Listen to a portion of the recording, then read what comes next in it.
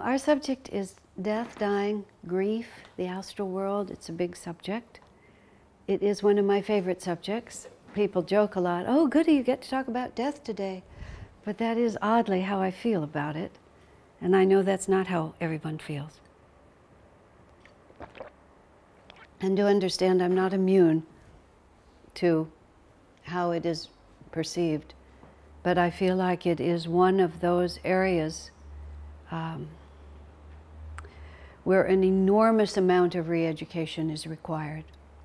And there is a great deal of misery in our modern society for a whole lot of reasons. And one of them is that we have, as a culture, completely lost connection with why we were born and why we die. And I think some intelligent reworking of that, ideally from the age, from children, so that we all grow up with this reality. And certainly in Western societies, death itself has become so far removed from life. The woman that I was speaking about last night, for the 2 of you who were there, 3 of you who were there, my friend who died of cancer and had to leave her beautiful home and so on. When she died at home, and when she died, her husband called, and it had been prearranged, and this funeral house came. And these men, and they were dressed in suits and ties, and they pulled up in a big hearse, and they had to, they didn't know my friend, they didn't know his family. They had no actual association. I suspect they had the windows rolled down and were playing popular music on the way over in the hearse. But as soon as they got there, they had to assume this very sort of pious energy, and they gathered this woman up and put her on this gurney and covered her with a purple, her body with this purple velvet thing, and rolled her out to the car, and we all just stood and watched her go away. We never saw her again. We didn't have anything to do with preparing the body for dying. We weren't there when she was cremated, just nothing. She was cremated, and so later on was returned this little bottle of ash. But it's just like she died, and then whoosh, it was just whooshed away. My friend, as he watched those men drive away, he said, now that is a job I would not like to have, which was about the summary of it. But no one knows. It's like, and people, when they go into hospitals to die, it's just all so far away from us. When my aunt and uncle, my uncle was in his 90s, my aunt was about 89, and I was helping them and talking to them, and I was saying, if he begins to die or you begin to die, it's not a medical emergency. It's not like we have to frantically call this number and have all these mighty young paramedics come in their boots with all their equipment and do some dramatic thing. It's like, you're 89 years old, you're dying. Let's have it be a lovely experience instead of this frantic, isn't there anything we can do to stop it? But that's so outside the box. Death is a medical emergency as far as people are concerned, even if the individual is, ready, himself or herself, ready to go. We now have this radical thing, do not resuscitate. You put a big thing on your hospital bed that if my heart stops, just let me go. There's a man in America whose name is Daniel Brinkley. I don't know if he's international or not. He's had a lot of post-life experiences in return, and he became a big advocate for hospice. He had this statistic. He said, this part of it I know is factual, 70 cents of every dollar in America in medical care is spent for the last 6 months of people's lives. And it extends life, he said, by an average of 21 days. And those 21 days are the most miserable days you'll ever spend. Yeah. And I've talked to others that in our country, huge medical expense crisis is entirely because of the attitude toward death. A woman friend of mine, when her mother was dying, her mother died an hour later, they were taking a chest x-ray in the last hour of her life. For what possible purpose? Because we now think that, and my friend Daniel Brinkley, he had an actual word for it. He said, greed has extended all the way to the point that we now have what he called life greed, where the natural term is over and it's time to move on, but we're just greedy and we can't let anything go. Woman friend of mine, her mother was a farmer from North Dakota, from a very tough part of the U.S. where life is hard scrabble. And her mother just lived on and on and on, years longer than her daughter thought she would. And the daughter said later, my mother was so frugal, she was not going to give up that body until she had used every bit of potential of it. And she said that's just sort of what her mother's attitude was. I can squeeze one more day out of this body and I'm not going to give it up yet. Now, what I want to talk about is really, you can't really talk about death and why and how it happens unless you're also talking about life, because they're inexplicably connected. I can never remember the exact passage, but there's a spiritual interpretation of the Rubaiyat of Omar Khayyam that's back on the wall there, and there's a verse in there that's beautifully stated, which says, in essence, this. It says that death was created by the same divine wisdom that created life itself, and inasmuch as all life ends in death. Oh, I know what it was. The one who created us surely loves us. And inasmuch the one who created us decreed that death is the end of every life, surely that too must be an expression of that love. It's a very sweet way to put it, and a very important thing for us to understand. So we have to start back with, who are we? Why were we born? What are we doing here in the first place? I have, in all conversations, I have to have the idea that this human life that we're living is a chapter in a much bigger book. There have been incarnations before. For almost all of us, there will be incarnations after. And everything that happens here is part of a continuum. In my many years of association with Swami Kriyananda, I often found that he understood a situation far differently than I understood it. And it wasn't because I lacked perception or wisdom or intelligence. I had enough of all of it. But my perceptions are, well, I'll use this as a frame, as if this were a movie screen. And I would see a reality, and it would come into my awareness here. And then it would go like this, and then it would go off the screen. And I would draw conclusions from what I could perceive. And so often Swami Kriyananda would draw conclusions that seemed so outside of that, but I gradually began to understand that his line began over here. And when he was looking at this, he was just looking at a tiny snapshot of something that went on much longer. And it wasn't that I was wrong, it was just that I didn't know the whole story. And that is exactly what we're working with. We just find ourselves, literally, we find ourselves in a human body, don't we? You know, at what point do we begin to remember? Some people remember much earlier than others. A friend of mine says he remembers he was the firstborn to his parents. And he remembers being a newborn baby.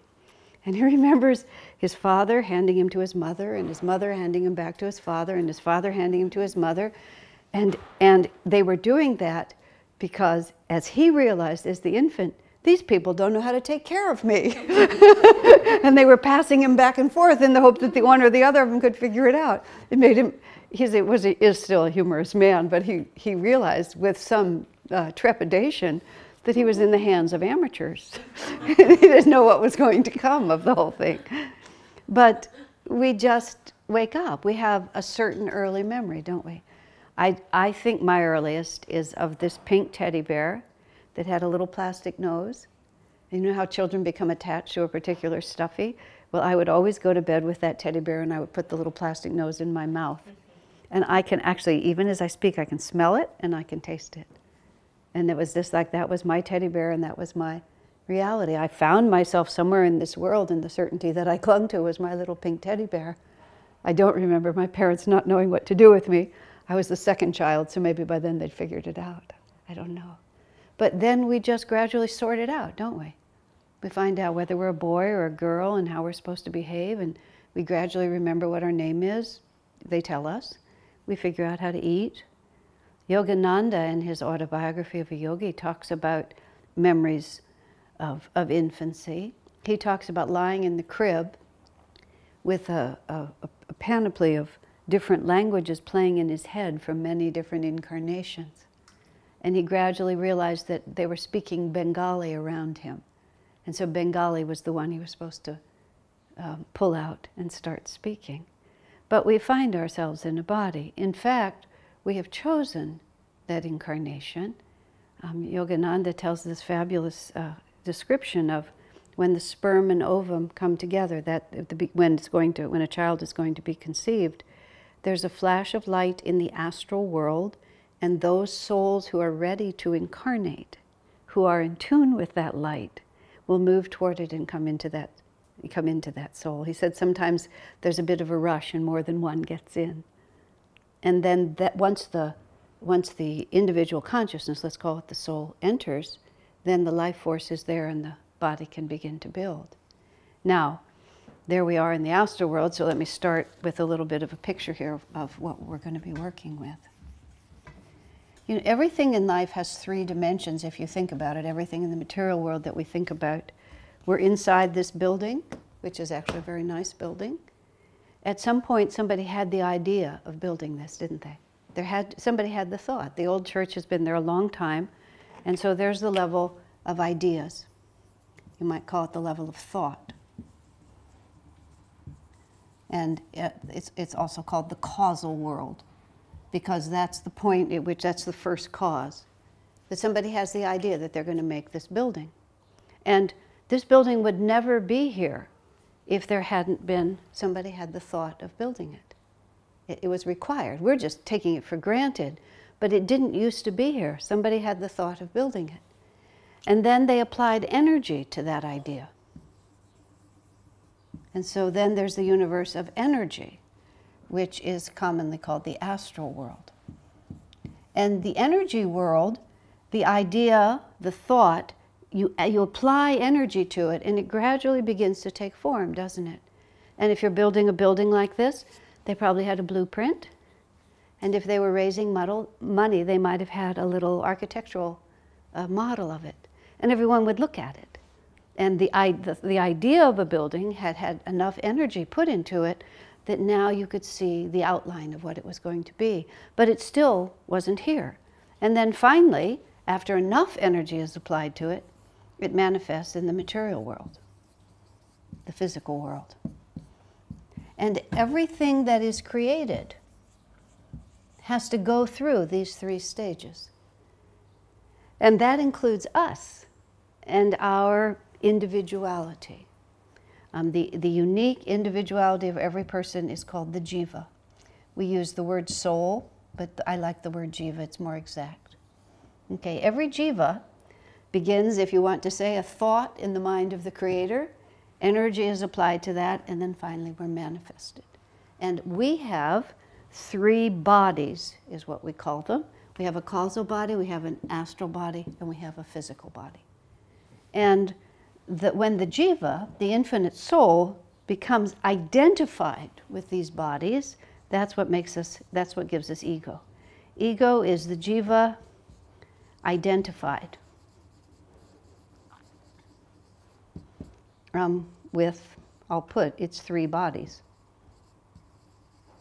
And so even though the jiva itself is infinite in nature, it has identified itself with the thought that it's a separate individual, the energetic force of that individual, and the physical body of that individual. Now, what this is relevant to is that when you dissolve the physical body, you don't necessarily dissolve the ego, because the jiva is still identified with the astral and the causal body. These are a bit subtle, but this is a very important way to understand this. So when we die physically, we don't just immediately merge into the infinite. We don't just go from the physical world into infinity, because the ego still has our soul attached to these two realities, to the thought of our individuality and to the blueprint of our individuality, is what I'll call it, in the astral world. So when we die, we lose our physical body and we rest in the astral world. And the blueprint we take into the astral world is actually the chakras and the karma. Okay? Karma is cause and effect in human life. And ego is what causes us to identify with the things that happen to us. Okay? Let's say that when you were a young child, a big black dog really frightened you. And you become obsessed with the idea that black dogs are very frightening. Maybe no other black dog has ever hurt you again, but your individual jiva, as the ego, has now identified with what's happened to you. And so fear of black dogs becomes part of the karmic pattern that you're carrying. Or the belief that people with dark skin aren't to be trusted, or men are mean, or I'm going to lose all my money, or I have to be beautiful or no one will love me, or I can't stand this life, I need to drink in order to feel good. The jiva has experiences. Because the jiva is identified with the ego, those experiences stay with you. Now, this isn't a class on the chakras or karma, but the chakras are the energy centers in the spine that are different vibrations of experience, different vibrations of consciousness. Everything that happens to us registers in the chakras, and the chakras are non-physical. So when the physical body dies, the chakras are part of the astral and the causal body. So the blueprint of what we've become in this incarnation, all the experiences of this incarnation are recorded in the blueprint. If we've spent our life being very generous, being very helpful to others, affirming a world in which there's a great deal of love and a great deal of compassion, we've created a blueprint within us that both has set in motion a great deal of that energy, and that's a lot of who we are. It's set in motion the belief that this is the way a person should live. Or if we've been very greedy and have taken things from people and we keep wanting to take, we have a pattern within us of greed and selfishness and disregard of others. That pattern is non-physical, so this body dies and we move into the astral world with that pattern. And we go to an astral world that is in harmony with that pattern, or disharmony with that pattern, but whatever it is. In the physical world, it's very mixed. You know, I don't think there's any evil people in this room, but there could be evil people in this city. And we could go out to a coffee shop and we could be sitting right next to a murderer, or someone who's abusive to weak people, or someone greedy, or ruinously evil in some way or another, or somebody very depraved in their taste. We could just be both sitting there drinking coffee. They might give you an icky vibe, but you could still be there, right? In the astral world, where everything is just vibration, the vibrations don't mix. And you go to an astral world that is exactly in keeping with the vibration that is your vibration. And if you're a good person and have meditated at all, or in any way have experienced a reality that transcends the physical. So, Yogananda put it so sweetly. He said, if you have ever experienced the existence of consciousness without the necessity for a brain, because a brain is a physical thing. People think that the brain creates life, but the brain is the physical medium through which our consciousness expresses. So when the brain dies, consciousness doesn't die. But people who've never imagined or experienced any other way of experiencing life except through the brain, Master says that when the brain dies, they feel obligated to go unconscious. That's how he puts it, because they literally can't imagine that they can remain conscious. So he said they go to the astral world, but they never wake up in the astral world. Because the jiva, the ego, is so identified with the physical body that once it's out of the physical body, it essentially, he says, goes into what he calls a gray dream. And it just kind of rests in a gray dream. Maybe it sort of wakes up vaguely, but not really, until it comes back into a physical body. And so the flash of light in the astral world of the sperm and ovum uniting for such a physical, materialistic person would be when people would come together with very physical consciousness. very passionate, very sensual, with no thought beyond their physical experience, that would be the vibration, and a very physical person would respond to that and just move right into it. And then when their body begins to wake up, then they would be interested again. They would start being able to experience through the senses and eat and grab and have all the things that you would have. And unless something causes them to awaken, whether it's inspiration or trauma, which are the two ways that we wake up, you can just keep going between the astral and the physical world for a long time without ever seeing the astral world. Or even worse, well, let me go to there in just a moment. If, on the other hand, as I started to say, you have some actual capacity to perceive a reality beyond the material body, if even though your jiva is identified with the physical body, it also has a recollection of more subtle realities. You can think fine thoughts, you can be a spiritual person and imagine other worlds. If you've meditated at all, if you've done any kind of beautiful art or appreciated beautiful art, you have an awareness of realities that are more subtle than just the physical. So in that case, when the physical body begins to go away, you don't feel obligated to go unconscious, because you know that there are realms beyond the physical, and you just move rather comfortably into these sorts of things. All of the masters tell us that death is not the least bit painful and is really quite an enjoyable experience, because the physical body is actually rather heavy. And especially if you're at the end of your life or it's been traumatized in some way, it gets to be a bit of a burden. It's like wearing too many clothes when the weather is warm. And you're just kind of glad to get rid of it if you have an understanding that nothing has happened to you. You're just moving into this world. And this is where all the movies and the television these days, they all have the light. The light comes to get you.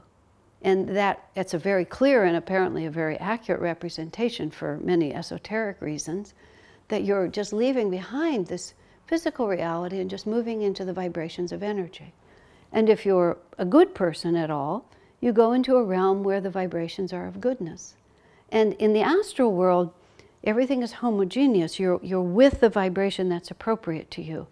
And higher vibrations can go help lower vibrations, but you can't rise higher than your actual vibration of consciousness. But you can see higher realms. So if you're a good person, but you're not a completely free person, you see these angelic beings. And this is what everyone's these death and return stories, that's what they tell you. And then the higher beings come down and try to lighten your load, raise your consciousness, and help you move up into a higher state of awareness. The causal realm is when you are completely finished with all material desires. And it's really not, it's a fact, but it's not so relevant for us. There comes a point where you no longer need to take a physical birth and you just vibrate between these two realities. But most of us are here. We have physical bodies, we learn a certain amount, or we don't. We just go through an incarnation. We make a blueprint that is the karmic total of all the experiences of our life. Our death is like our final examination. Everything that we've done and been up until that point comes to a focus. This idea that people should be spared, that those trials of the last weeks of their lives, that we should take people out of their bodies artificially, these are all very, very unfortunate ideas. Because often you get to test in even those very last hours, you get to understand the most important questions that are ever asked of you. What was my life for? Who am I? What have I learned? How can I take all those lessons and bring them to the right focus? Because we have a tremendous opportunity every time the physical body dies to reaffirm a higher level of reality. Because what happens when the body dies? We lose the capacity to work it anymore. We begin to, we move out of it. I remember a woman friend of mine was dying. She'd had cancer and she was in the last days of her life, and she was sort of lying in a very awkward position. And her friend said, well, you must be uncomfortable here. Why don't you move your head up? And she just said, you have no idea how much effort it would require for me to move my head at this point. It's like the physical, we're so accustomed to be able to just move our body wherever we want to move it. We can become injured, we can become ill, but as a rule, the body just responds to our will, doesn't it? Because we're inhabiting all parts of it. You see it when people get older and older. In Swami Kriyananda's life, at the end of his life, last so many years of his life, he could hardly rise from a chair by himself, and it took two people on either side of him for him to be able to walk. I mean, he couldn't go more than a very short distance in his own home without complete assistance. His body just wouldn't respond to him anymore. Now, when he sat down and didn't have to move it around anymore, his consciousness was completely present. His mind, his energy, his heart, it was all absolutely there. And as soon as he was sitting down, it's like he became 30 years old again. But then as soon as he stood up, he became 86. He had a really hard time moving it around. Now, in our lives, we are accustomed, whenever our consciousness is a little off, we tend to try to fix it with physical action. Okay, I'm a little bored, I think I'll go pick up a book. I'm a little lonely, I think I'll call a friend. I'm a little restless, I think I'll go out and get a little exercise. It's a little stuffy in here, I think I'll lift up the window. My back hurts, I think I'll scratch it like this. In other words, there's a disturbance in our awareness. I mean, think about it. That's why we always do anything, isn't it? If we're perfectly content, and all of us have moments, whether deliberately created by the practice of meditation, in which we separate ourselves from the world around us and settle very deeply into a state of contentment that is nothing but our awareness. But even if we're meditating, there comes a point where all of a sudden there's a disturbance in that. And well, it's time to get up, have to rush off to work, have to go to the refrigerator, have to go take a shower, whatever it might be. Now, a very wise man talking about the nature of death and dying, Stephen Levine is his name, he talked about the fact that when a person begins to die and the energy begins to withdraw from the physical body, but not so completely yet that the body stops breathing, but you can no longer solve the dissonances in your consciousness by physical action. He said it's a very important cycle that we go through. And he talked about the different stages of people dying, which include this stage of intense, almost unbearable restlessness that people will have if they are, going through a slow process of dying, because they have always solved the problems of consciousness by acting through the body. And when suddenly the body won't respond, and you have to solve the problem of consciousness purely on the level of consciousness, it becomes a completely other kind of challenge. And he describes that a dying person will become sometimes almost frantically restless with no way to solve it. Okay? But if they're allowed to just pass through that, often this sudden realization comes to them that they can solve the problems of consciousness on their own level. They can surrender to what's happening. They can feel a sense of peace.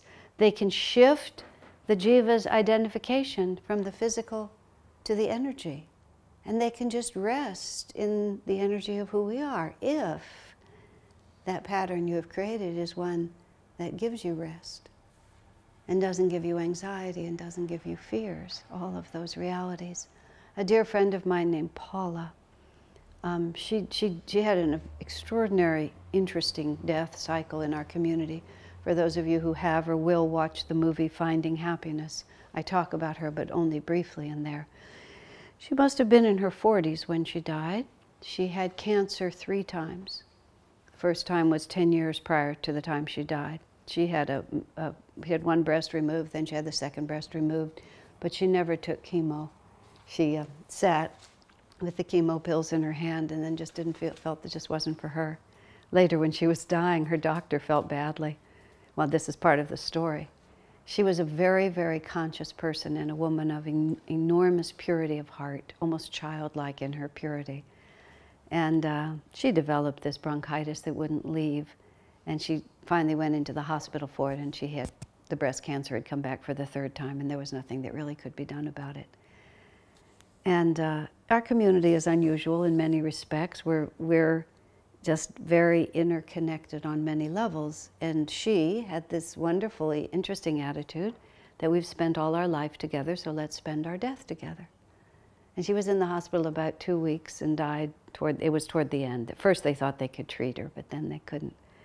So it was about 3 days, and there was about 25 of us, really literally, who were in the hospital with her day and night. And she just sat on her bed, and she could hardly move. And in fact, the nurses were concerned because she wasn't peeing at all. She wasn't going to the bathroom. And I said, Paula, the nurses are concerned because you're not peeing at all. And she sort of looked at me like this, and she said, I hope to die before I have to pee again, is what she said. And I said, Paula, is it that painful? She says, oh yes, you wouldn't want to have to do that if you could avoid it. But just very cheerfully, but it's just like, this is the end and I'm just here.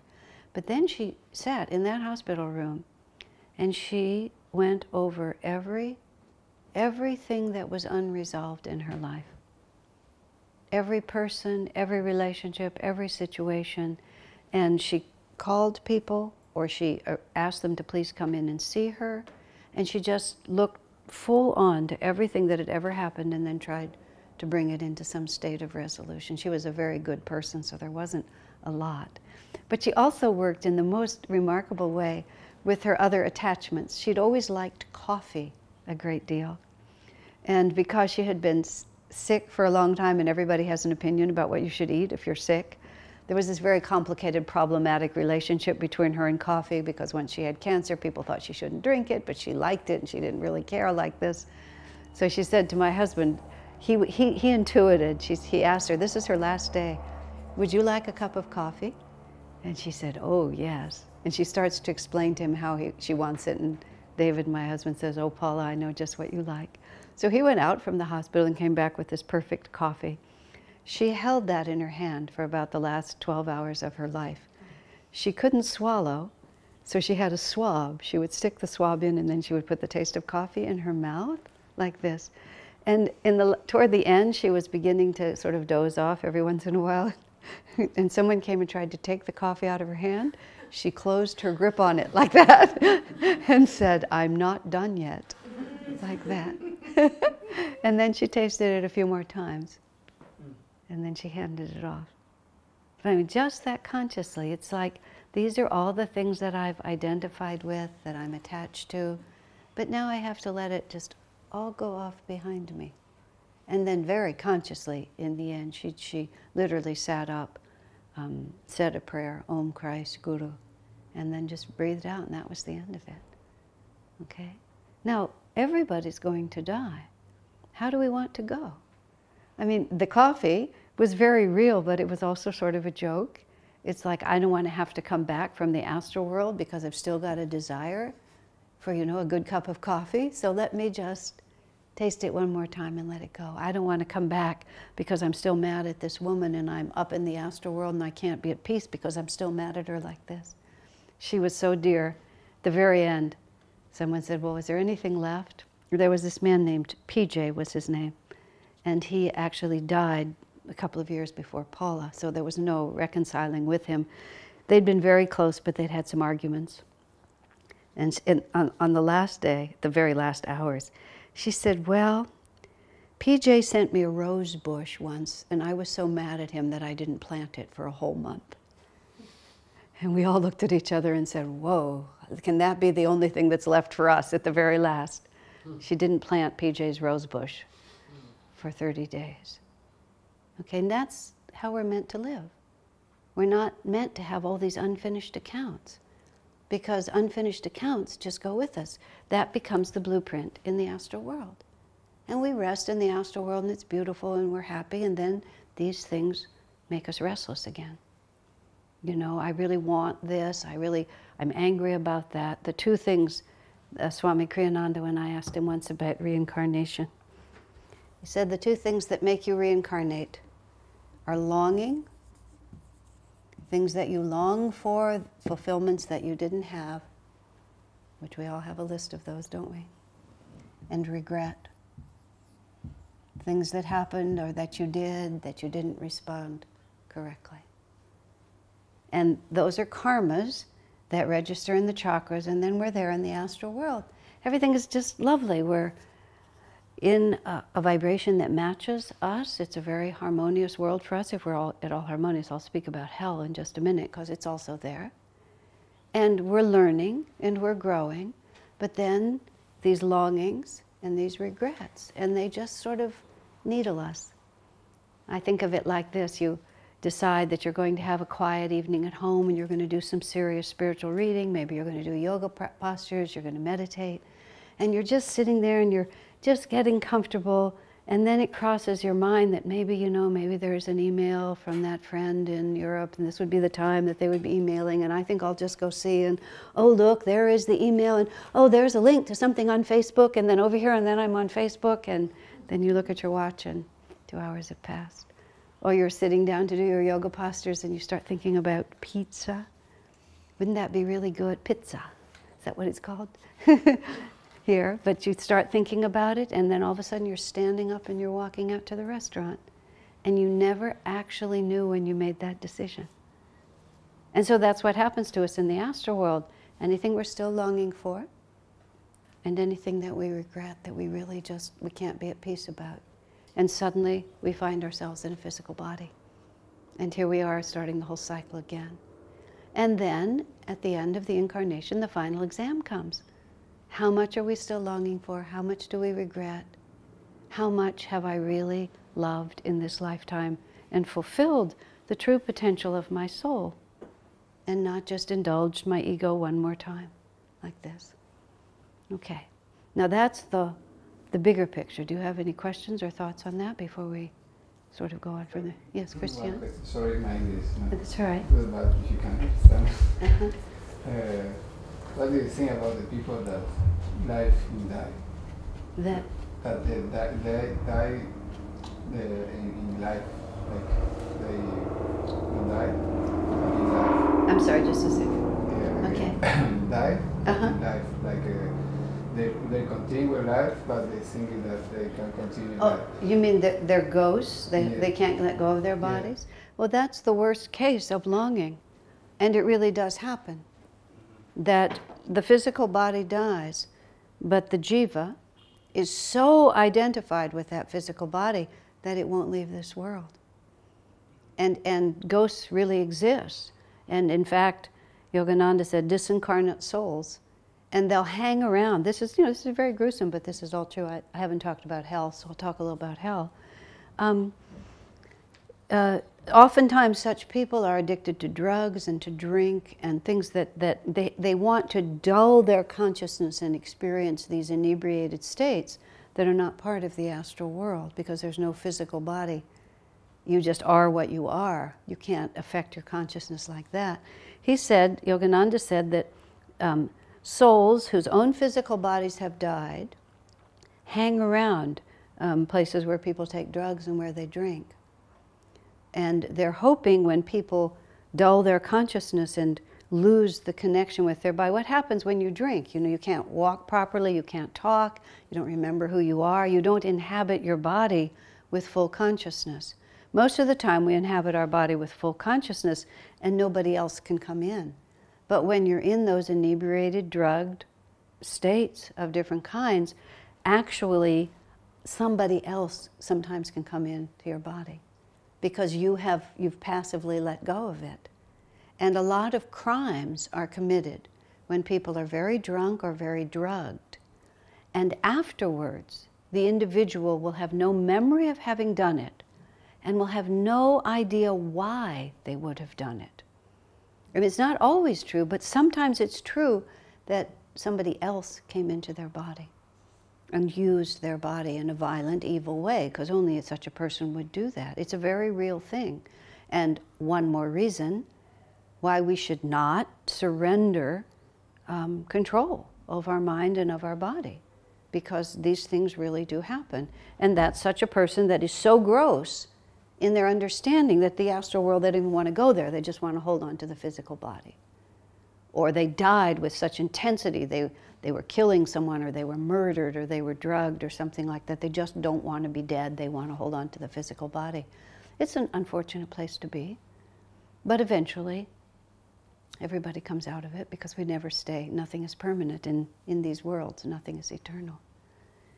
And so even just to be passive in your life and just not really participate is not a good idea, because you will be influenced. You won't, I mean, it's not like just walking down the street, somebody can pop in and take over. But habitual surrendering, especially if combined with drinking and drugs, it's very unwholesome. And possession is what we're talking about. It really does happen. Sometimes you know you're looking at it, you know, or somebody knows they're experiencing it. And the answer to it is dynamic involvement in your life. Is that fair? Yeah. Okay. Yeah, I know another technique that shaman, that they die sometimes. They make some ritual for die, for prepare for your body for die in the moment. In the moment when coming the die, they make before some ritual for die, and in life, like know what happened in the spirit for are more prepared, I think. Right. That's more traditional societies understand. Can you repeat the question? The question had to do with shamans, I mean, as I understood it, you know, the shamanic rituals to prepare people for the moment of death.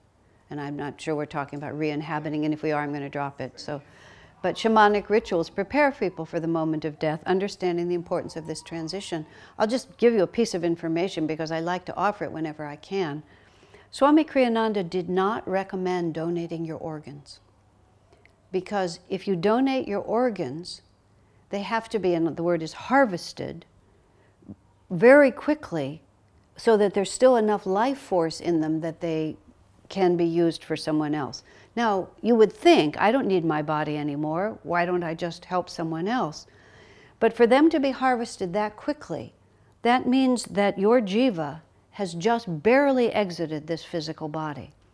And many traditional cultures, and this is where we're going to go into the dying part, once someone dies, you often leave the body undisturbed for a period of time, or you do a wake, a watch around, and you pray and you sit with the body, because death is not like, I'm alive, I'm dead.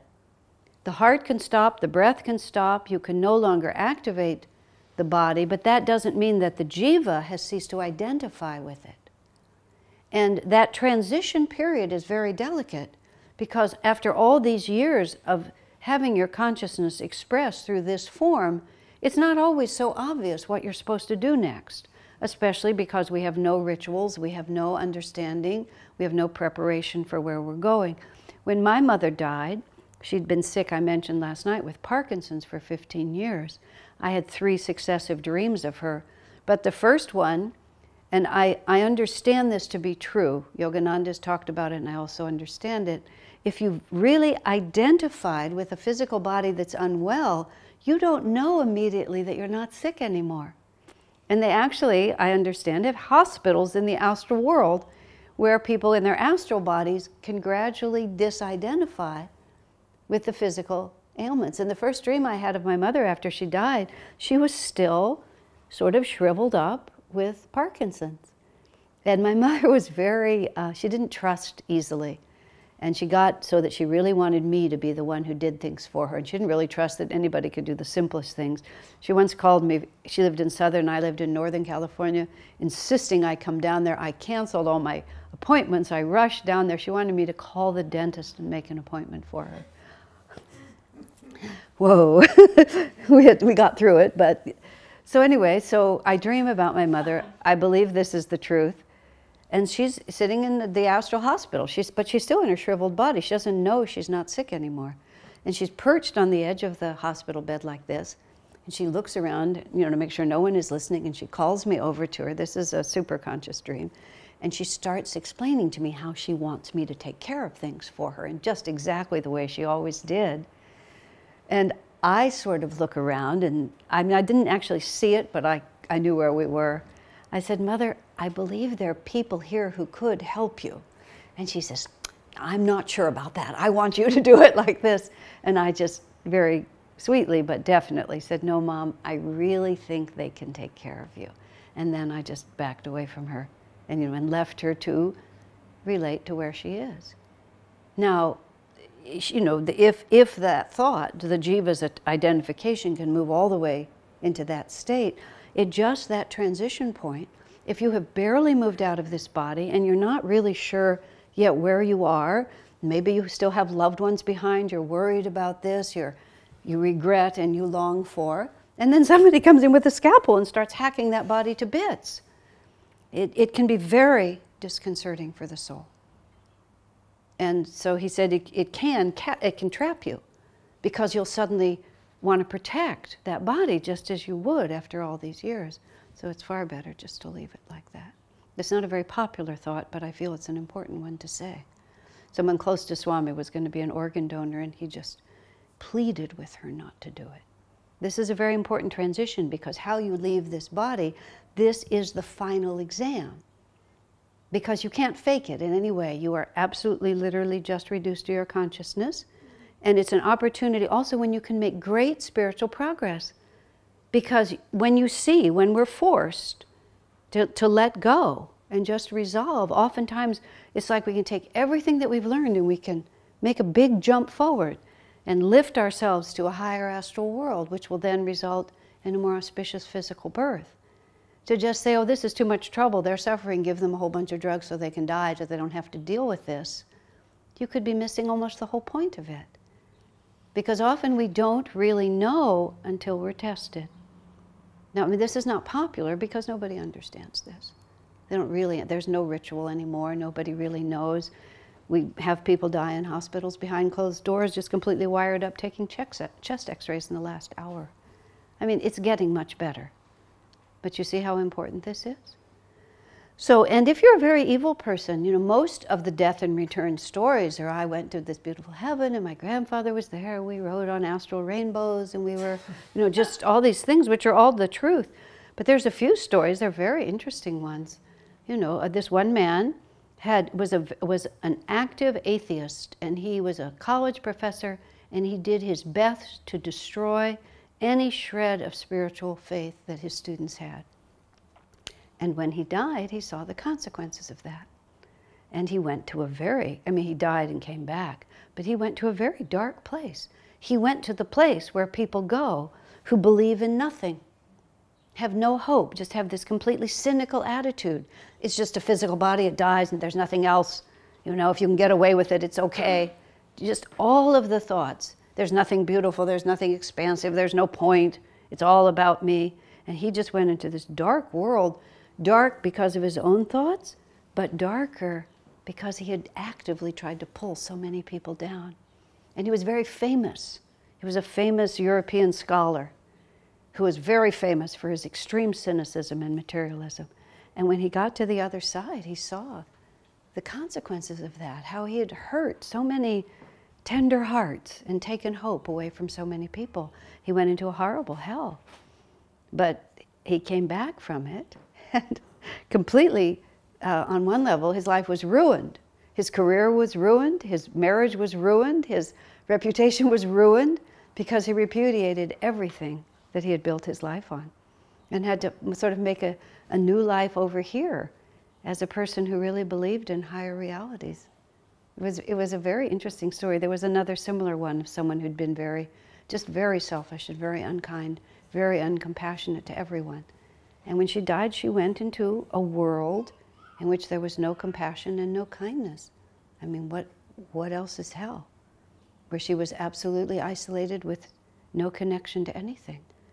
But she came back from that. In her case, she just repudiated the jiva's extreme egoic identity with just this physical body. So is hell still the astral world? Yeah, it's just a different...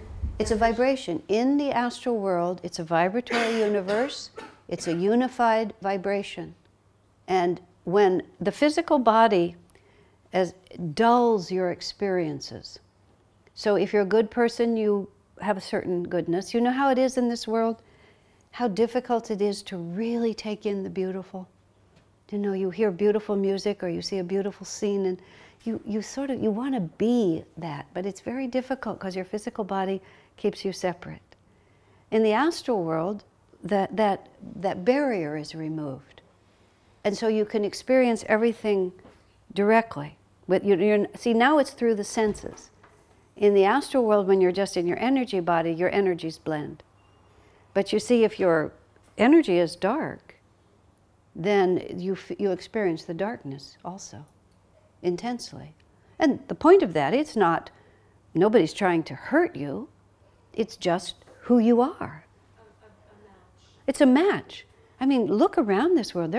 There's some horrific things happening on this planet right now. What do you think happens to those people? Do you think they can just, nothing ever catches up with them? Well, it doesn't necessarily happen immediately, but sooner or later, who they are manifests itself. And sometimes you can have a deathbed reformation. That just when you're trapped in your own consciousness and can no longer distract yourself with your physical body, you get to experience the consequences of your own action and you have the opportunity to resolve.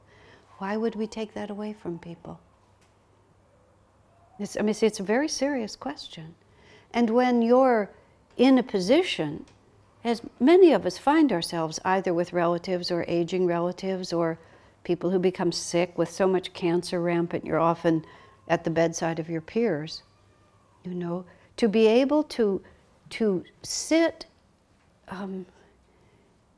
in calm peace and understanding with someone who's going down these roads and actually be a friend to them in these moments it's just a service beyond anything you can imagine, because it is the culmination of the whole life. It comes together.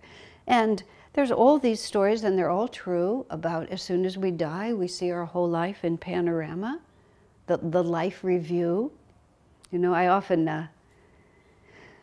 play with the thought of the life review. The life review is a very nice idea, and everyone says, and I mean, I can feel the truth of these things, when you step out of your body, you see the whole thing. Who have I been? What have I longed for? What have I regretted? At one point in my life when I had to make, now I'll talk about how all of this really begins to work with our own consciousness a bit. But you know, before I do that, I think I'll take a short break. Let's take a short break, and then I'll take questions, and then I'll go on with what I was going to say. Just one little word. Yes, Liz. So thank you for talking about all the things that you've brought with you. I too have faith, and it always interests me when great thinkers on the planet, who are also great humanitarians, like Nayaswami, say they have no great faith and they think it's dust to dust. So what's your outlook on that? What's missing there? What's the disconnect?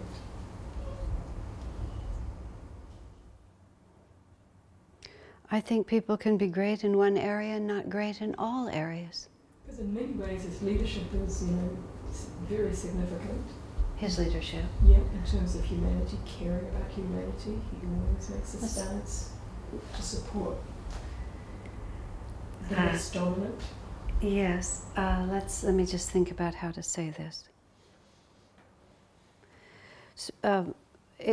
Awareness. Go ahead. He's he grew up in, I don't know if you know much about him, Nayaswami, but he studied deeply the religion that he was brought into. Right. Understanding is progressive. And the question is, if we can grow from one point to another in 1 year, one lifetime, is there, and we can say, I didn't understand that and now I understand this. Is it possible that I didn't understand that and now I understand here? Have we really reached the end point? He's a great man and has many virtues and says many things. Also, sometimes people make intellectual statements about what they believe, but the way they actually act is a different vibration than how they conceptualize it in their minds. I mean, someone who sacrifices themselves for the good of all is defining themselves as part of a greater reality. even if they deny somebody else's expression of that. A person, a declared atheist, may actually be a more spiritual person than the leader of a church, if it is a question of what the jiva identifies with, and what the jiva is, what the ego is willing to sacrifice for the sake of what it identifies with or what it grips for itself. So words are not the definition. But also, you have to see, even if this is a great man, is this man the apex of human potential? Or have I seen human potential expressed even greater than this? It says nothing about this person's accomplishments. It's just, is this the absolute top of what anyone can experience? So, a person, in our own understanding, we progress. We admire this one, but then it doesn't satisfy our heart for one reason or another. Either our intuition contradicts it, or the heart just is not fulfilled and it seeks something more. And there's a magnetic, the law of attraction, the law of magnetism. When you are ready for a different answer often comes to you. And it doesn't mean that everything you've learned up until now is invalid. It just means that now I'm going to go to the next step, whatever that might be. And my experience of studying Yogananda's teachings, which are also the teachings of Jesus, which are also the teachings of Judaism, which are also the teachings of Buddhism, that there, and others, there is this level of self-realization that is more than just humanitarianism. And it's a real revelation as to who I really am, not merely how I should behave in this world. You can behave in this world in a very upstanding way without actually, the jiva actually shifting its identification. Given that I'm a physical man, Judaism is a very ethical and uplifted religion, and Jewish people are very, putting aside modern day Israel and all of that for the moment, but the essence of Judaism, it's a very, very honorable, noble, self-sacrificing way to live. But Judaism does not include the idea that the ego can be completely transcended and that the jiva can exist outside of its identification with this world. It's just progressive. Nobody is wrong, nobody is right. In the Ananda context, the word directional is a huge word. You know, wherever we're standing, we should move in the right direction from that point. I mean, for example, I had a friend, and he was very much in an anti-war movement, and he wanted, he wanted to dissolve the military and these various things, and he assumed I would get on his bandwagon. I said, look, for some people in the progress of their understanding, to become bigger than just my own ego and be willing to join the National Army and to work hard and train and even be willing to give my life for my nation is forward from just, I don't really care what happens to anybody, I'm just going to get what I want, no discipline, no training, no nobility of character, no identification, to identify with the guys in your unit, even though attacking is not such a great idea, but for him, that may be a greater identification. But for someone like me, who understands that, to go pick up a gun and shoot you because of the shape of your eyes or you because of the way you speak English, that would definitely be a step backwards for me. You see? But for someone who's never been willing to do anything except what's for selfish motive, even nationalism can be a step forward.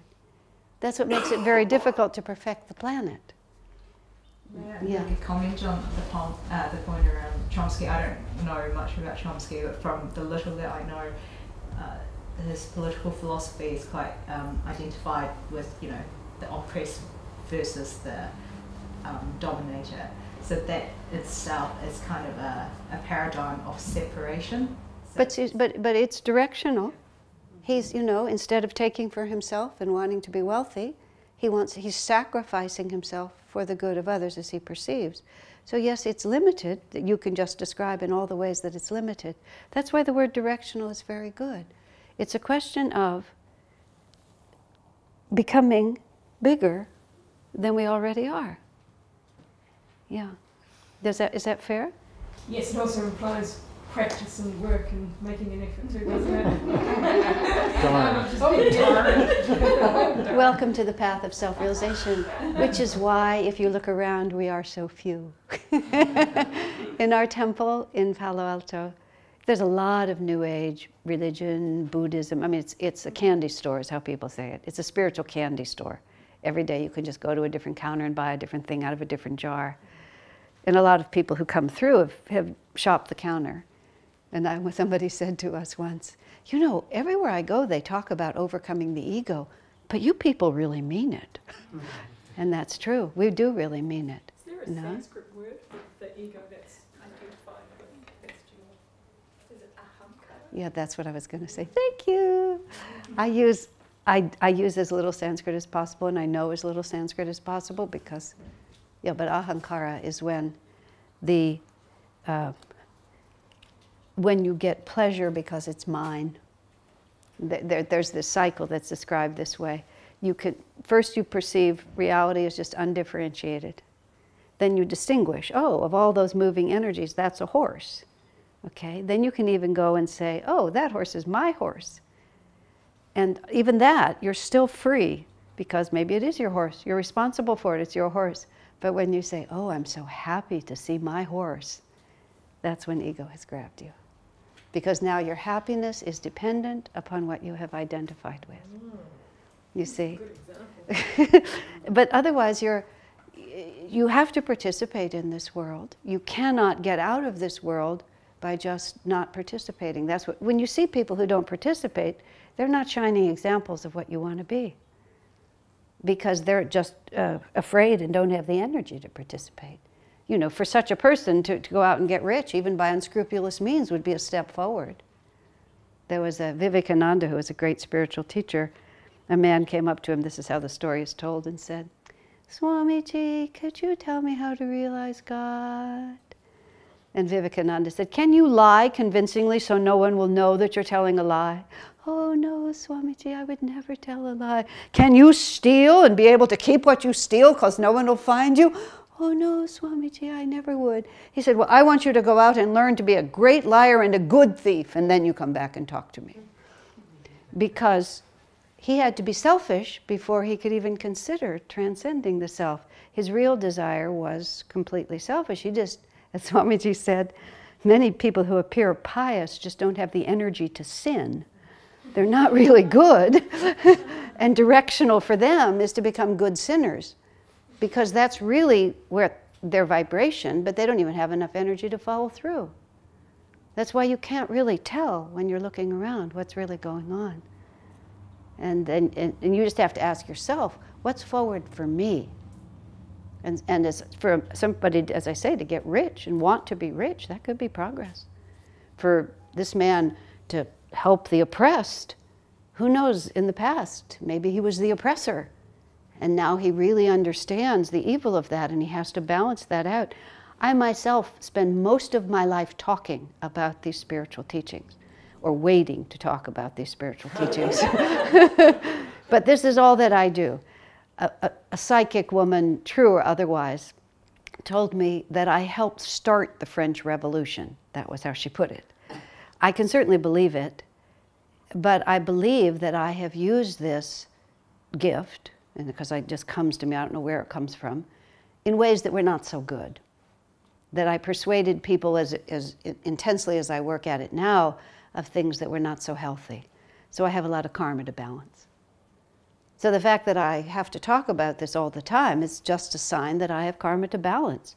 If another man is working desperately to right the wrongs of oppression, you have to understand, well, he's probably been on all sides of it, but one of them was that he caused it. And now he regrets it. What if you caused a great deal of suffering? What if you were Bernie Madoff or one of these really terrible crooks who've wrecked our American economy and by extension the global economy? At some point you realize, because you go into the astral world and you have your life review and it's not pretty, then you regret it. And if you're born with that powerful regret, what would you do? You would try to make it right. And so directionally, that's exactly where that person should go. And this is what we're trying to do as our lives progress. We're trying to see, what do I need to fix? And as much as possible, we try to fix it now. I have, I never know. You never know. People die left and right. You never know when it's the last moment. Are you karmically current, is how I put it. I like to stay as current as I can possibly stay. Even sometimes like a joke. My husband's leaving in the morning and I say, goodbye, darling. I want you to know if I never see you again that I've loved living with you. Just like, because I never know. I don't want to have to regret. And they say, don't go to sleep angry with each other, but it's just like, don't leave it. Because you have to face it sooner or later. You might as well face it now. And even if you can't resolve it with other people, at least resolve it in your own heart. And what you're longing for and what you regret, either work with it, straighten it out as much as you can, or try to come to peace, as much peace as you can. I'm quite comfortable with the fact that I'm not finished. I expect to be in a body at least quite a few more times. In theory, it's possible to become liberated in one lifetime, that there's no longing, there's no regret. We'll just sail right through these levels and go right to infinity. I'm not counting on it. I'm presuming that I've got enough buried karma that I'm going to have to do this for a while, so I'll just be conscientious about the story. As conscientious as I can. Yeah. Let's see, what was the thought there? That was the thought that was... Oh, well, I can't remember at the moment. Any other questions or thoughts? That was a good one. And God doesn't expect us to be other than we are. If we're 4 years old, if there's a 4-year-old child, you commend that 4-year-old for being a really good 4-year-old. If this person is a very noble soldier and really believes in the cause of his country and sacrifices himself and the biggest he can identify with, God is very pleased to see that. He doesn't expect you when you're 4 to be 17. And we are various spiritual ages, and we can just do the best that we can do. And part of what we have to not regret is just being who we are. And there's a story told, the Swami tells in his autobiography, about a disciple of Yogananda's who was in the hospital dying. And Swami Kriyananda went to see him. And this yogi, unfortunately, was confused. Oh, he said, I've done so many wrong things in my life. I had so many opportunities I didn't take. I wish I hadn't made these errors. And when Kriyananda went and told Yogananda about that, Yogananda got very, very sad. Oh, he said, I wish he hadn't been thinking like that. Because now all those regrets would pull his mind down. He had decided to identify not only with the events of this life, but the saddest, most difficult events. Instead, you can say quite simply, I did the best I could. Mother, all your children call you. This is who we are. We're all calling this way.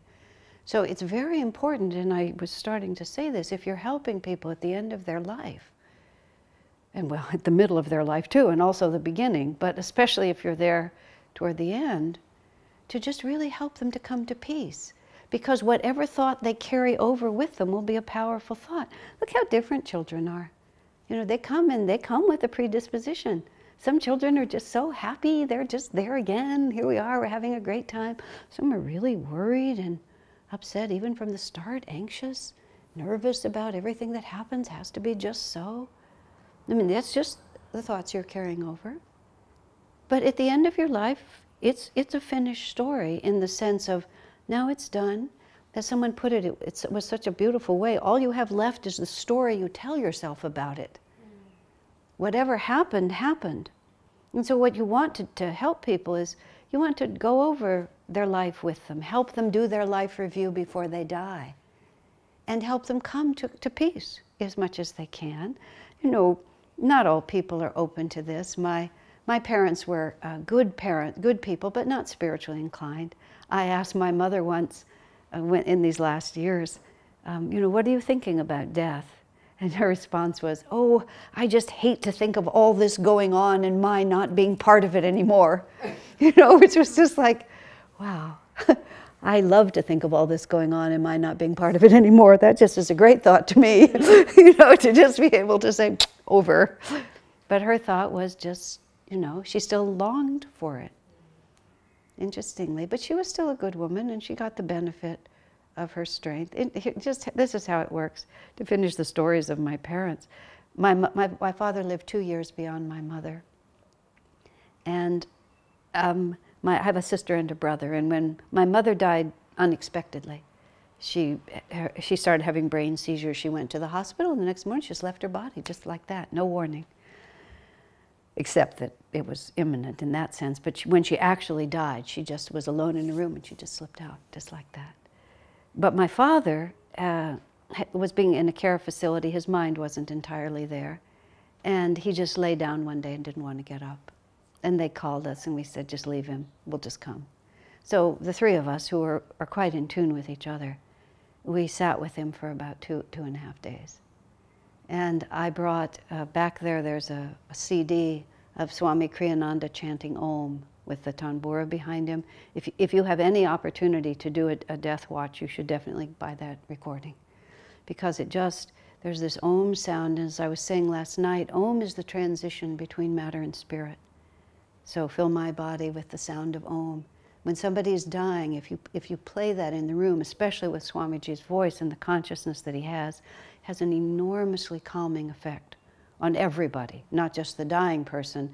And also it gives the dying person a place to concentrate, because hearing stays with you for a long time. It's very effective. Even we're in this care facility where no one, except my sister and brother and I, were in tune with these things, but everybody who came into the room loved the sound of that. But my father dies. He died very nicely. And in fact, there's this wonderful, if you're sitting with someone who's dying, breath is the key. You're waiting for the last breath. That's what death is always about. When the baby's born, you're waiting for the first breath. When you're sitting with someone, you're waiting for the last breath, which is an exhalation. And the cycle of death, at least the half dozen times or a dozen times I've sat there, it's like this. At first, the person struggles to inhale because the inhalation is about life. They'll go, and then a little like that. And then there'll be a pause, and it's very dramatic. I'm making it dramatic. It can be very dramatic because they're really fighting for breath like that. And then there'll be a point where all the force is on exhalation. And suddenly they go, and then they go, like that. And all of it is pushing out, because now they're trying to get out of the body instead of staying in it. So my father my sister had gone home. She lives in that town, and she'd just gone home for a brief time to see her husband and son, and my father's breath changed. I said, you must get over here right away. So she rushed right back, and within half an hour or so, he left. This huge, long exhalation. Actually, then we thought he was gone. About 30 seconds passed, and then he took one more big breath. Scared the bejesus out of me, is all I can say. We just thought he was gone. And just suddenly, I really felt, he just thought, oh my God, I'm out of my body. And he just grabbed it back. That's exactly what it felt like. There was the intensity to it that was more than, he just grabbed it back and then had it just for a little time, and then he really let go. As he exhaled for that last time, I felt this ascending joy up my spine that was just thrilling. I was just thrilled like this. And then I couldn't stop smiling. I was just so uplifted from his passing. And I believe he was reunited with my mother.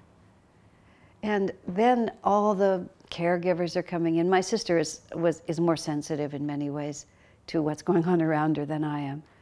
And all the caregivers, I don't know why, these people take care of old people, they die all the time, but my father was very popular, and they were sad, and they were crying, and they were comforting us, and I'm just beaming ear to ear. Finally, my sister punches me in the ribs and says, you've got to stop smiling, she said. It's just like you're not being fair to these people. So I couldn't. So I just kind of went over in the corner, just stood by myself, because I simply could not be sad. The next morning, my brother and sister and I just compared notes. We had never talked about this. For 2 years, my mother had been gone, and we all confessed to each other that every time we thought about her, she was agitated. She was agitated, and it was very unnerving for us because, there was just no peace there. The next morning, when we thought about our mother, she was at perfect peace. And the 56 years, they were really close to each other. I think my father's joy was because he saw her again, and my mother's peace was because now they were in the astral world together. Now everybody talks about, you go to the astral world and you see all the people that you know, and even if they've reincarnated, the jiva remembers and can manifest, and you can recognize. This is the question people always ask, because otherwise everybody has to wait for you. But a piece of them comes there. But this is what Yogananda said, which is so fascinating. A baby is born in the physical world, and everybody's so excited. Oh, look who's here. They've come to stay. In the astral world, it's, oh, he's gone for a while. And when someone dies on this side, and we're like, oh, he's missing, everybody welcomes him. It's a birthday party on one side and a funeral on the other, and a funeral and a birthday party. So when you start really realizing that this is just an ever-flowing, yes, and it changes, and we do get separated from each other, and we do miss each other, that's real, but we don't lose each other. Everything is a matter of an ever-expanding awareness. So when you're with people who are dying, you know, yes, they're having to say goodbye, and you need to honor that, but there's no need to cling like this. Sometimes I see people, especially where my father was living, you know, they're there and they have every single reminder of the life they've lived around them. They're buried under family relics and family pictures and their own accomplishments and the pictures of themselves. And I think, man, you know, enough already. You don't want to die with both of your hands just gripping what you have to let go. You know, let's simplify it. Let's celebrate. Let's say how marvelous this has been, and where are you going now? What's going to happen next? Who will we be when we see each other? And the simple issue is we just live in the light. And death is the time, you see, when the body's beginning to let go, then the grip of all these things is much lighter. Stephen Levine, when he would run workshops for people who were dying, he would have them come in, and people who had terminal illnesses, he would have them make a list of everything they were not going to get to do because, everything they were going to miss because they were going to die. I'll never walk my daughter down the aisle for her wedding. I won't be able to teach my grandson how to fish. I'll never see the Eiffel Tower, you know, whatever that list is. All the things that I'm going to die and I'm not going to get to do. And then after that was done, he would have another list that he would make. And this would be a list of all the things that they're never going to have to face because they get to die, right? I'm never going to have to clean out that closet. I'm never going to have to make anything grow in the weedy part of the backyard. I'm never going to have to see my brother-in-law again. You know, just whatever it might be, we have this long list of things we think we get to avoid. And most people coming into that seminar think the seminar is about all the things they're going to miss, but actually the seminar is mostly about the things that they're trying to get rescued from. Because this is the mistaken idea that we don't have to grow. That there's just this point at which whatever it is that I don't want to have to face anymore, well, waiting to be rescued. See, how much of our lives do we live just waiting to be rescued? And sometimes death itself, we like it. I mean, that's why God sends it to us, because He does rescue us. He rescues us from breaking bodies, and sometimes He rescues us from impossible situations. But insofar in our own mind as if we're waiting to be rescued, we're just postponing the inevitable time when we have to grow into this. And a lot of time, as according to his studies and people's experience, it's all the things they're trying to get out of that are actually the things that are making you sick. Because we have to have the courage to face into it. It doesn't mean that it'll make you well, but it'll heal you. Whether it makes you well or not is a wholly different issue. I live in the Ananda community in Palo Alto, which is an urban community. Prior to that, I lived many years in the rural community, and I loved the rural community. When I had to move to the city, it was very difficult for a couple of years until I just threw my hands up and said, fine, this is what the world looks like. I accept it now as normal. It looked very abnormal to me after being close to nature for all that time.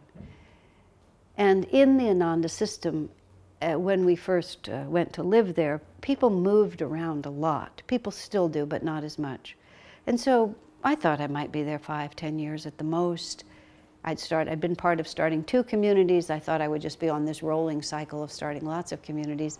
But year after year, we were still there. And finally, after 20 years or so, Swami Kriyananda essentially said, I just don't see that you're ever going anywhere from here. First of all, he said, you've built it so that it's shaped like you, as people do. It's a reflection of our leadership, and it's not so easy to replace. But so he essentially said, you know, where do you want your ashes spread? And choose an area around here. It was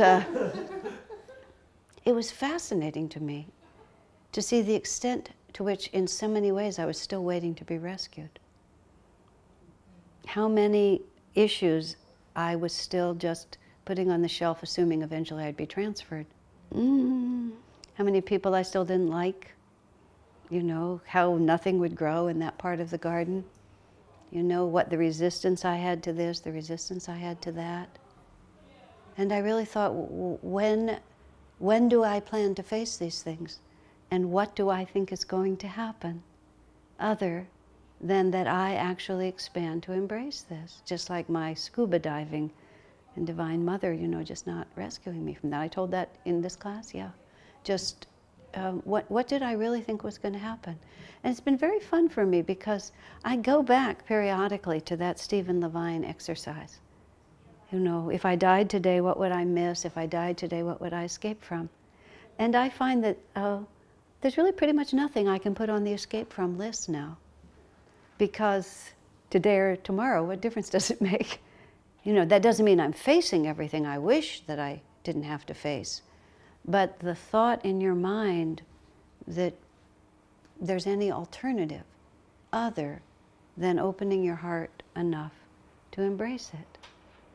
And then life becomes extremely, actually it's astonishingly freeing. You would think it would be the opposite, because you just chip away at everything. Whatever it might be, it's always busy, it's always fascinating. It never stops being a challenge. And you're always at the limit of your ability.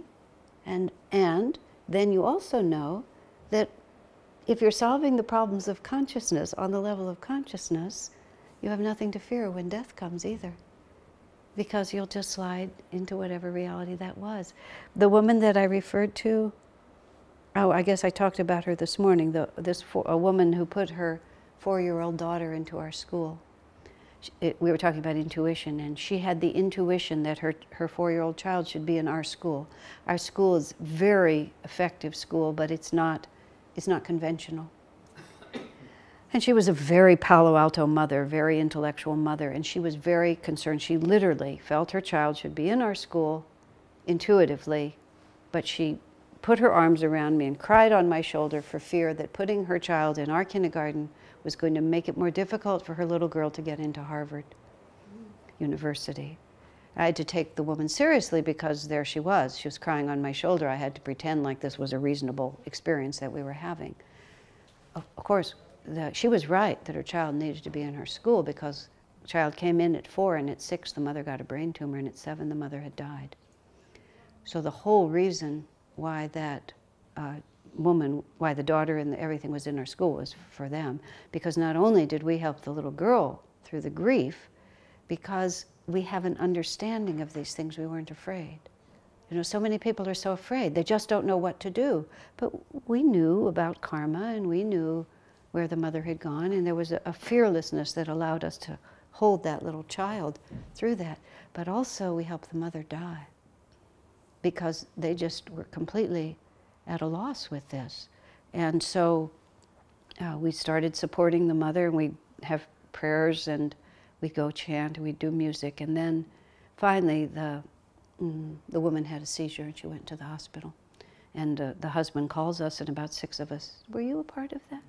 About 6 of us went over to sit in the hospital room with her. And she was on a breathing tube. And we were there for a couple of hours, and I finally said to her husband, how can she die with that breathing tube in her? You know, it just took a little while. And then he had to stop and realize that she was not coming back. So they agreed to take the breathing tube out. But then she lived about 10 more hours, and we just did a vigil around her bed, and her husband sat there on one side and we were on the other, and we didn't know this family well. They were not integral to our community like Paula had been. It wasn't a lifetime together. They had just entered for this little cycle. So we're sitting there, and then he sits next to her bed. He basically tells us the whole story of their life together. And I believe she could hear him, and he just reviewed their life. And he told lots of funny stories, and we laughed together. We asked, we're sitting around her bed like this. She's unconscious, seemingly, on the bed. We're just listening to her breathe. Her husband is telling us all these stories. We're laughing sometimes and weeping at other times. Just, he's just talking about how much he loves her and what their life has meant. Hours and hours pass, and she's still breathing. And finally, he just looks at us, and he just says the obvious. She's not going to leave while I'm here. And he just knew that, her connection to him was too great, her regret at having to end their life. She just couldn't do it while he was there. So he said, I'm going home. And he just kissed her goodbye, said, I'm sorry. I mean, not I'm sorry, but I'm leaving. I love you. It's been a wonderful life. I'll take care of our daughter. And he left. So then others of us are there. We're playing the Om chant. We started singing. We were a lot of singers, so we were all singing in the hospital room, and every so often the nurse would come in and we'd just be there. Finally, all of us felt that we all needed to leave. And we were hungry. We'd been there about 15 hours.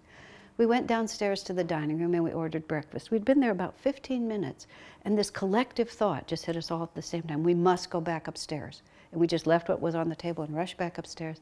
Her breathing had shifted. She'd shifted into that. Now she was trying to get out. And we were there maybe 10 minutes. And she left. It was very interesting because we were not emotionally close to her. And so in many ways, we were better. Because we knew where she was going. We knew how she needed to get there. We were able to project to her this great confidence and love. But there was nothing in any of our relationships that were holding her. Her husband had to go away in order for that to happen. So many times, people have come to me with heartbreak. I left my mother for just a moment, and that's when she died. And they feel somehow that they've betrayed the people they love. Not at all. Sometimes it's a sign of how much they love you, that they just can't walk out while you're still there. So you just give them a moment, and then they can go on to where they have to go. Daniel Brinkley was once asked, because it's a real question, because he would talk about the joy of the astral world. And someone would say, for example, doesn't my mother miss me? I miss my mother so much. And his answer was yes, but the separation, and then he said, from that perspective lasts about this long, and then he blinked his eyes like that. And so your mother still loves you and cares about you, but she, from the astral world, you see, the physical world is where we feel separated. When we go into the energy world, all the energy blends together, so they don't feel separated from us. But if we grieve too much, that hurts them. I mean, if you send your baby to college, maybe from here children go overseas, maybe they go to Europe, they're going to learn French, they're going to live in Paris, they're going to have this fabulous experience. You love your child and would love to have your child with you, but at the same time you understand everything passes, and now it's time to bless them on this journey. And if you call every day and tell them how much you miss them and why aren't you still with me, that's not love. That's just wanting to have the world held the way you want it to be held. So when the people you love die, and this, actually I realized I was going to say this hours ago, the body serves our consciousness. We live in a physical body because our consciousness needs a certain form in order to have the experiences it needs to progress itself, to learn the needed lessons, to love more, to have more compassion, to have a bigger sense of identity. We progress, the way the masters explain it, through all the animal levels automatically. And then we get to the human level, and then we can make decisions. We have free will. The human has a sufficient ego to reflect on its own life. A dog may be very generous, but it can't abstractly contemplate its position. You know, I got I live in New Zealand and I have this wonderful home, and some of my litter mates, got taken to Australia and 2 of them are in the circus. I mean, it can't reflect like that. It just instinctively goes through. But we can reflect. This worked, this didn't, they have this, I want that. So we can begin to make conscious spiritual progress. But even through the animal level, we have a certain capacity of awareness. And we use our body to expand that. But at the moment that that body no longer serves the mission of consciousness, which is the only reason you're in it, at that moment the body will fall away. And whether that body is 2 years old, or 90 years old, or 40 years old, we keep it as long as it serves us spiritually. Because it's the only reason we have it. And when it ceases to work for us, and it can cease to work for us for all kinds of reasons that we may not know, then it just goes away, just like that. And if we, on this side, want it to be different. This woman friend of mine, her father, he'd raised, I think, 8 children. He'd worked very hard to raise them. He'd done a wonderful job raising them. Her father died. 2 years later, she was still mourning. I must say, I was impatient. I said, for heaven's sakes, give the man a break. He worked so hard for you for so long. He did what he came to do. What do you want from him? Do you want him to remain in that body forever? Just for what? He's done. He lived nobly, he lived well. Now he's finished. Let him go to Paris and have another experience. The last question in the book, Ask Asha, which is on the counter back there, is a woman who had a Great Dane that she loved very much, and the dog, it's a complicated story, but in the end she had to give the dog away because they moved to a smaller house, and then eventually the new owners put the dog to sleep because it didn't work. And this woman writes me, and she's just eaten up with guilt about this. And I said to her, being a dog is great. Being a Great Dane was probably lots of fun, but really, would you want him to be a Great Dane forever? He just reached the limit of being a dog. And whether it was you or someone else, he was done. He needed to go on from that, because we all need to go on. So no matter how beautiful the experience we had, no matter how much we love someone, no matter how much we want them to have stayed, we have to respect the soul and realize that it's on a journey that is not owned by us. And we can tell our daughter in Paris how much we love her, but we also need to tell her how happy we are that she's having these fantastic adventures. And we look forward to hearing about them, don't we? And even though the house is a little empty, and it was awfully fun when she would cook dinner with you, none of that has changed, but you can still go bigger than that. And so all the people that we love, they receive our vibrations. But if those vibrations want to limit their capacity to go forward, then of necessity they will have to cut us out. Or you will bind them to us. That's also how people become ghosts, is because you won't let them go. We were in Italy. It was very interesting. We were on this country road leading out to our community, and there's a little shrine by the road where it turns out a young man was killed in a motorcycle accident, and there were fresh flowers in it. And Swami saw it, and he said, what is this? And 3 years ago, this young man had died, and the mother was still bringing fresh flowers to that shrine every single day. And Swami said, oh my gosh, what a burden to that soul. He's gone, and every day his mother clings and wants him back. And he's on his way somewhere else, but she's got this weight on him. If we really love people, we have to be unselfish in our loving. It's been wonderful. I've loved every minute of it. It's been glorious, but go have new adventures, and we'll catch up later, because you can depend on the fact that you will.